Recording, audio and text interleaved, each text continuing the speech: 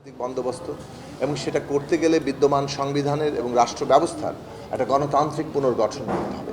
এবং সেই ক্ষেত্রে আমরা আমাদের দলের দিক থেকে দীর্ঘদিন প্রায় প্রতিষ্ঠা লগ্ন থেকেই এই দেশে গত 23-24 বছর ধরে গণসংহতি আন্দোলন লড়াই করে যাচ্ছে এবং সেই ক্ষেত্রে অনেকগুলো প্রশ্ন আমরা সামনে এনেছিলাম। তার মধ্যে মূলত যে জায়গাটাতে আমরা জোর দিয়েছি সেটা হচ্ছে যে আমাদের ক্ষমতা এক ব্যক্তির হাতে কেন্দ্রীভূত, যার ফলে প্রতিষ্ঠানগুলো দাঁড়ায় না, রাষ্ট্র ব্যবস্থাকে পকেটে ঢুকিয়ে জনগণের উপরে ত্রাসের রাজত্ব কায়েম করা সম্ভব হয় এবং এই রাষ্ট্রকে জনগণের বিরুদ্ধে পরিচালনা করা হয়।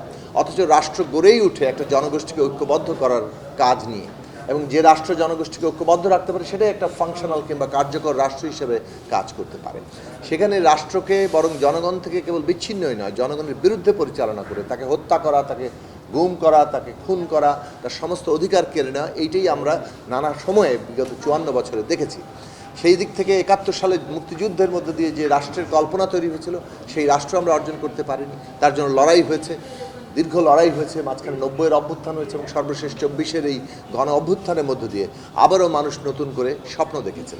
এই কথাগুলো বললাম এই কারণে যে এই ধারাবাহিকতাই কিন্তু ওই জায়গায় এসছে যে রাষ্ট্রটাকে জনগোষ্ঠীকে ঐক্যবদ্ধ রাখার যদি জায়গা আমরা নিতে চাই তাহলে একে ক্ষমতার ভারসাম্য সৃষ্টি করতে হবে এমনভাবে যাতে করে জবাবদিহিটা নিশ্চিত হয়। ক্ষমতার ভারসাম্য ছাড়া কোনো জবাবদিহি হয় না এবং সেই দিক থেকে এই যে এক ব্যক্তির হাতে কেন্দ্রীভূত ক্ষমতাকে বদলে যাওয়ার জায়গা থেকেই রাজনৈতিক কর্মসূচি হিসেবে সামনে এনে আমরা লড়াই করছিলাম। তার অনেকগুলো প্রসঙ্গ নিয়ে এখানে আলোচিত হয়েছে এবং আজকেও দুটি গুরুত্বপূর্ণ প্রসঙ্গে আছে যে প্রসঙ্গগুলো বলতে পারেন আমাদের দলের দিক থেকে আমরা বহুদিন ধরে সংগ্রাম করছি। তার মধ্যে হচ্ছে সাংবিধানিক পদগুলোতে নিয়োগের অথরিটি কে হবে, তার ফাংশনিং কীভাবে কাজ করবে, সেটা আসলে আমরা আইনের দিক থেকে নানাভাবে আরও ভবিষ্যতে বিস্তারিত করতে হবে। কিন্তু বাংলাদেশের অভিজ্ঞতায় নিয়োগের অথরিটি যখন সরকারের হাত থাকে একেবারে অনুগত লোকজন আসে এবং এই প্রতিষ্ঠানগুলো আসলে কার্যত সরকারের সব ধরনের অন্যায় অত্যাচারকে জাস্টিফাই করার, জায়েজ করার এক একটি প্রতিষ্ঠানে পরিণত হয়। সেই দিক থেকে আমরা বলেছিলাম নির্বাচন কমিশন সহ প্রত্যেকটি সাংবিধানিক পদে নিয়োগের ক্ষেত্রে সরকার, বিরোধী দল এবং বিচার বিভাগের প্রতিনিধিদের সমন্বয়ে একটা নিয়োগ কমিটি কিংবা নিয়োগ কর্তৃপক্ষ তৈরি করা, বাছাই কমিটি তৈরি করা, তারা সেই নিয়োগটা দিবেন, রাষ্ট্রপতির নামে সেটা নিয়োগ হবে।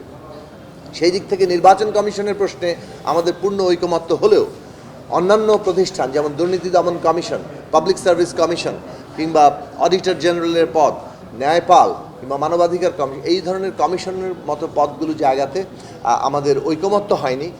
ডিসেন্ট অনেক দল দিয়েছেন কারণ তারা সেটা সংবিধানে রাখতে চান না, তারা এটা আইনের মাধ্যমে করতে চান। কিন্তু আমরা নিয়োগ কর্তৃপক্ষের প্রশ্নটি সংবিধানের মধ্যে রাখার প্রস্তাবটাই আমরা তুলেছিলাম এবং ডিসেন্ট সহই সেটা গৃহীত হয়েছে, একভাবে একটা ঐকমত্য তৈরি হয়েছে এবং আমরা সেই বিষয়ে আমাদের এই কমিশনের প্রস্তাবের সাথে আমরা ঐকমত্য করেছি যে একটা বাছাই কমিটি সরকার, বিরোধী দল এবং বিচার বিভাগের প্রতিনিধিদের সমন্বয়ে তারা এই সমস্ত সাংবিধানিক পদে নিয়োগ দেবে। এইটা বাংলাদেশের গণতান্ত্রিক ভারসাম্য তৈরির জন্য অত্যন্ত গুরুত্বপূর্ণ একটা জায়গা বলে আমরা মনে করি। আজকে এইটা যদি কার্যকর হয় ভবিষ্যতে এই দেশে গণতান্ত্রিক ব্যবস্থা প্রতিষ্ঠার আমরা আশাবাদী হয়ে উঠতে পারি।